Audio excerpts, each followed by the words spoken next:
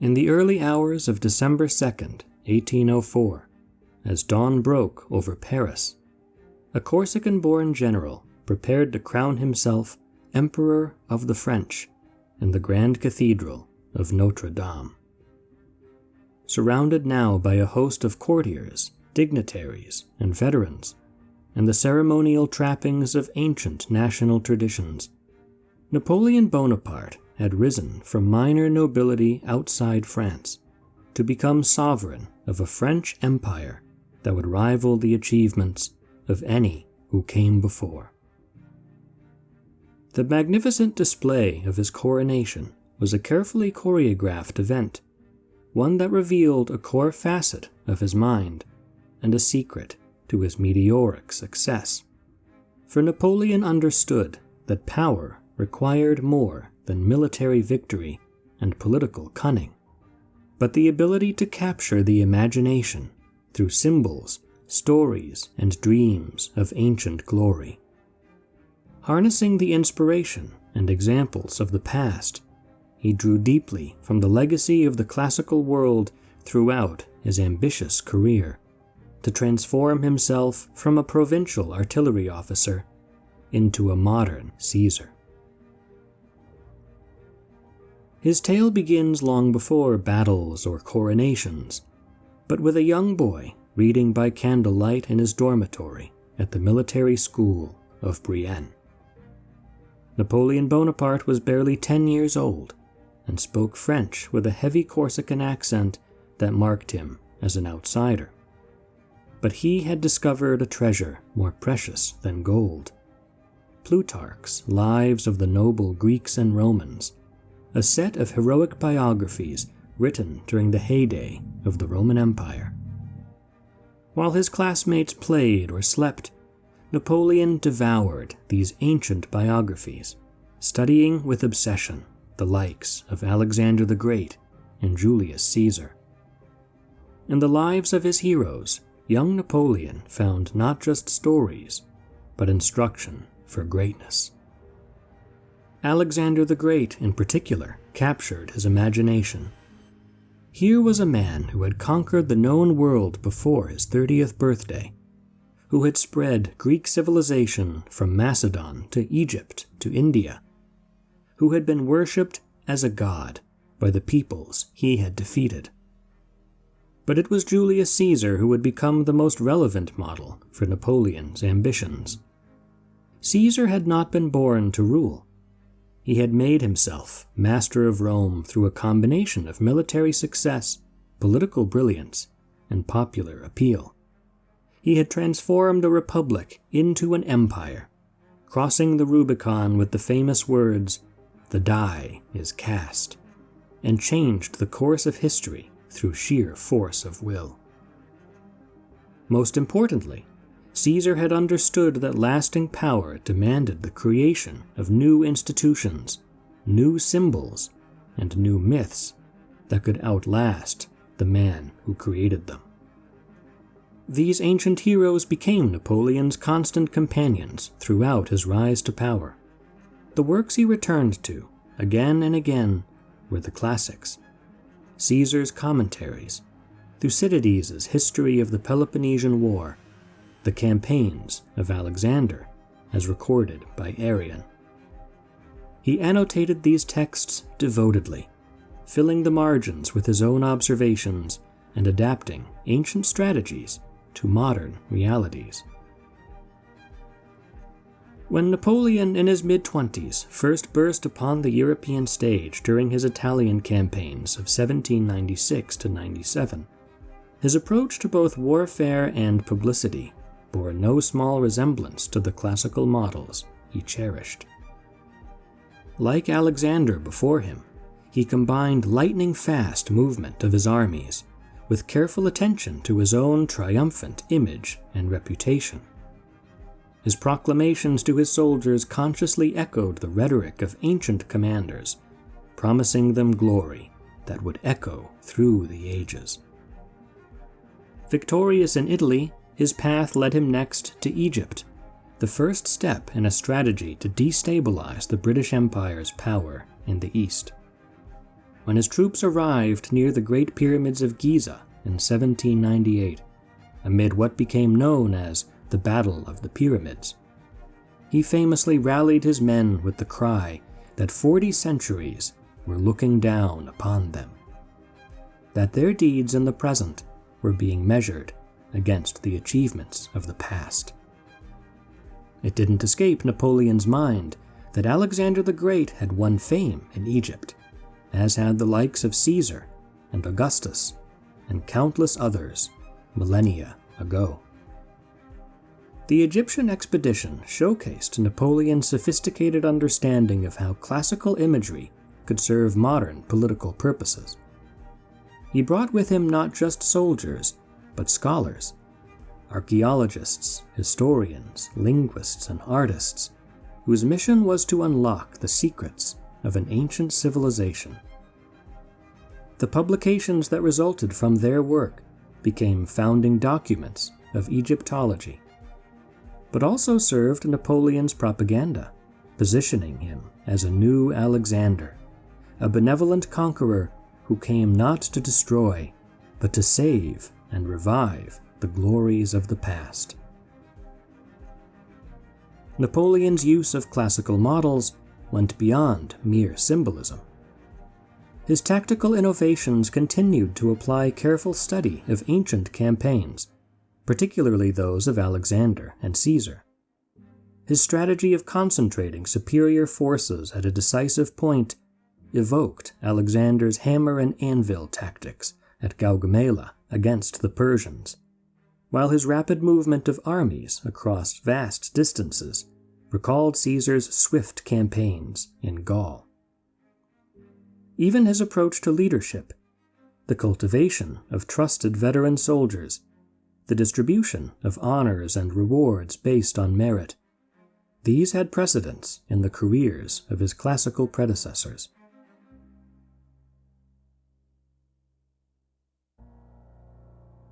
Napoleon's classical education proved valuable in his rapid transformation from military commander to head of state.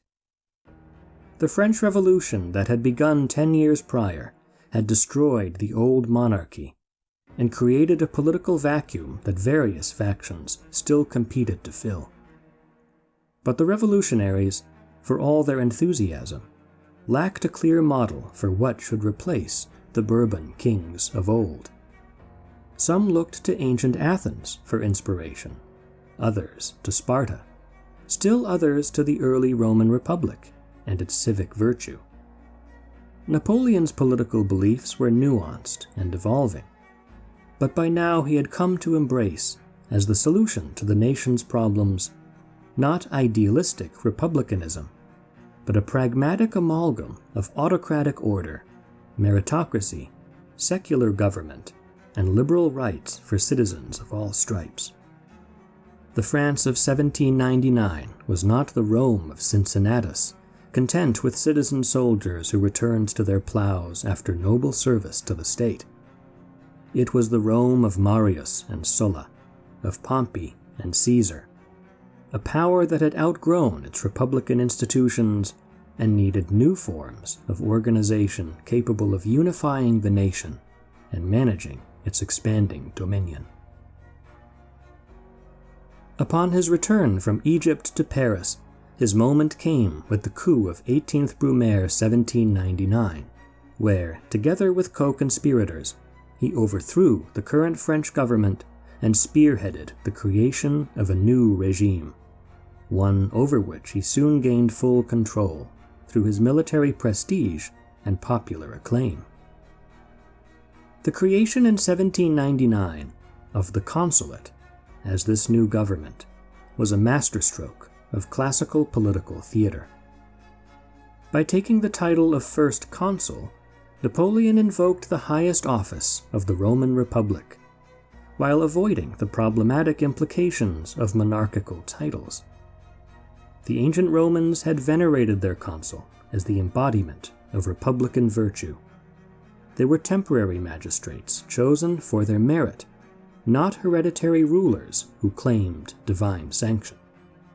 Yet, everyone familiar with Roman history also knew that extraordinary circumstances had sometimes required extraordinary measures, and that even republican Rome had occasionally turned to dictators when the normal institutions proved inadequate.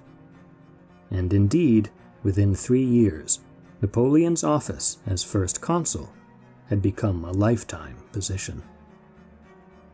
But his most daring classical borrowing was yet to come.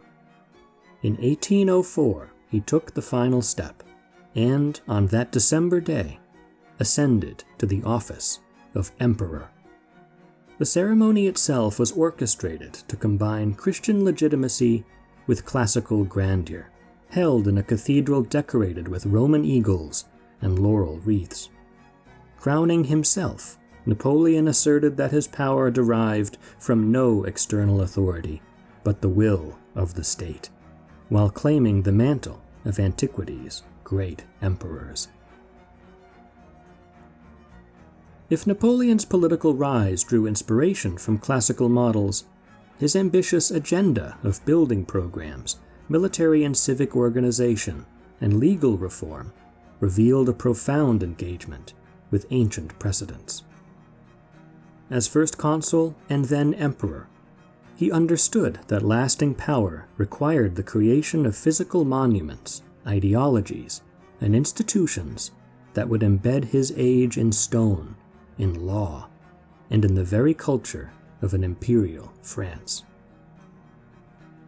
The Arc de Triomphe, begun during his reign, emblematizes this classical ambition, based closely on the towering triumphal arches of Imperial Rome.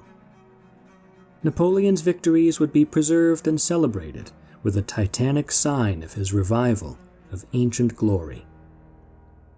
The monument's location at the western end of the Champs-Élysées would create a grand axial vista that recalled the great processional ways of ancient Rome. More than mere imitation, the Arc was a creative adaptation of classical forms to serve new purposes. The sculptural program used the visual vocabulary of Roman triumphal art to immortalize French victories and virtues, just as the Arch of Titus or the Column of Trajan had inspired Romans for centuries. Napoleon's redesign of Paris into a classical capital extended far beyond only the new triumphal arch. The new Rue de Rivoli, with its uniform neoclassical facades, recalled the great colonnaded streets of Imperial Rome and bore the name of one of the emperor's victories in Italy. The Place Vendôme, centered around a monumental victory column modeled directly on Trajan's column in Rome, created a forum in the heart of the city, and the column would one day feature a monumental sculpture of the emperor himself at its peak, dressed in the garb of a Roman magistrate. The Church of La Madeleine was to be redesigned as a classical temple in honor of the glory of Napoleon's armies. The emperor's plans for his residences further reveal his classical tastes. At Malmaison, his private home, rooms featured Greco-Roman architectural motifs and frescoes in the style of those excavated at Pompeii. In Paris, the Château de Fontainebleau was transformed into an imperial palace that combined French royal traditions with Roman imperial splendor. In the realm of army and state, his government's adoption of the eagle as his imperial emblem echoed the military standards carried in the hands of Roman legions all across the ancient world. Placing golden eagles atop the standards of his Grande Armée, Napoleon would assert, through imagery, his empire's descent from the military traditions of ancient Rome. As it had been among the Romans, the soldiers of France swore oaths to defend their eagles with their lives, and the ceremonies in which new regiments received their eagles deliberately echoed Roman military ritual. Drawing similarly on Roman models, a new order of merit, the Legion of Honor, was opened to citizens of all backgrounds who had distinguished themselves in service to the state. Napoleon's personal adoption of classical regalia was equally deliberate. The laurel wreaths and diadems that he wore on his coinage and in official portraits recalled the victorious crowns that adorned the likes of Hellenistic dynasts and Roman emperors. His court painters depicted him in poses and settings that recalled classical sculpture and Roman coinage, designed to position Napoleon within a tradition of great rulers stretching back to storied antiquity. But the regime's engagement with Greco-Roman history went beyond imagery, ceremony, and publicity, inspiring profound changes in French society. His educational reforms emphasized Latin and Greek literature alongside modern subjects like science and mathematics in a standardized curriculum to ensure that future French leaders brought up in the new lycée system would learn civic virtue, military valor, and the skills of administering an empire from ancient example. And perhaps most enduring of all, his creation of the new civil code, the Code Napoleon, produced a lasting synthesis of ancient and modern social organization. The new legal code, over whose argumentation and drafting Napoleon personally presided, drew extensively on Roman law, not as mere antiquarian exercise, but as a practical foundation for governing a modern state. Decades later, in his last years, he would claim that the civil code was his most immortal achievement, a glory that no military defeat could ever take away.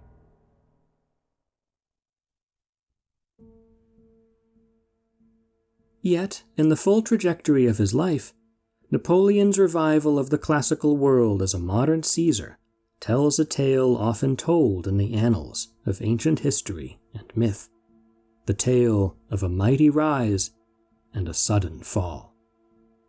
His energy, ambition, and genius for leadership were truly Roman in scale.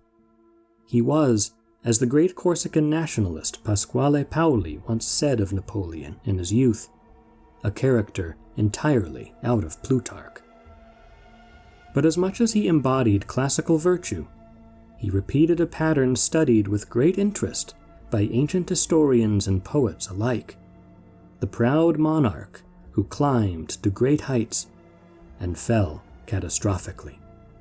In the disastrous invasion and return from Russia in 1812, his abdication and exile to Elba, and his short-lived recapture of power that was stopped short in 1815 at Waterloo, his fate had decisively turned. And his restless need for conquest, his inability to accept limitations, reflected a soul well known from the tragic heroes of the ancient stage. Napoleon's final exile to the small Atlantic island of St. Helena became, in its own way, an apt conclusion to a life lived in the shadow of classical heroes. Like Cicero, lamenting his exile as his enemies cast him out from Rome, or the poet Ovid, banished to the Black Sea, the fallen emperor spent his last years composing his memoirs and reflecting on the lessons of history. The published Memorial of St. Helena that emerged from his recorded conversations was itself a classical text in many ways, a mixture of autobiography, political testament, and philosophical meditation on the nature of greatness and its limits. Admirers compared his fate to that of the mythical Prometheus, bound to his rock in torment after granting fire to humanity. And it was on St. Helena, surrounded at his deathbed by a small number of loyal courtiers, that he would pass from history into memory on the 5th of May, 1821. The legacy of Napoleon Bonaparte remains contentious to this very day. In one man were combined the revolutionary zeal for liberal values and a reactionary tendency for tight control in every sphere of society. He ushered in reforms that helped birth the modern world, brought meritocratic access to power and education, and heralded the end of the entrenched hierarchies that had prevailed in Europe for more than 1,000 years. Yet he spread those ideals with fire and blood, restored the slave trade to many of France's colonies, suppressed the freedoms of French citizens that allowed for dissent, and pursued wars whose casualties numbered in the millions. Much like his heroes from the days of Greece and Rome, like Alexander and Caesar, who had redefined their age, he was capable of both benevolence and cruelty, of great vision for the betterment of his subjects, and great brutality in achieving his aims. In the end, Napoleon Bonaparte became a legend, and shared both the glory and the fate of so many heroes who had inspired his youthful dreams. He indeed lived a life worthy of the pages of Plutarch, a biography whose example would guide and caution others in their own attempts at glory. Not merely appreciating Antiquity's legacy from afar, he embodied and made it manifest, and left behind a heroic mythology of his own life to posterity. And those who study that life may discover, as Napoleon himself learned well, that the ancient past still has lessons to teach for those with the boldness to listen.